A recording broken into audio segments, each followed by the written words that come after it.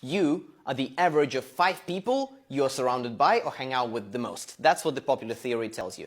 That in terms of income, in terms of habits, in terms of things that you do and who you are, you're the average of 5 people you hang out with the most. Now, recent studies show that it's bullshit. So according to research, if your friend picks up a good habit like reading or a bad habit like smoking or watching TikToks, then you are 45% more likely to do that too. But it also shows that if your friend's friend picks up that good or bad habit, then you're 20% more likely to do that, even if your friend doesn't do that. Now, where it gets crazy is when your friend's friend's friend picks up a good or bad habit, then you're still 10% more likely to do that, even if you or your friend don't do that good or bad thing. Now, what it really tells us is that it's not so much 5 people you hang out with. It's about their surrounding and the surrounding of their friends, friends, friends, friends. So don't just think about 5 people, think about everyone in your life.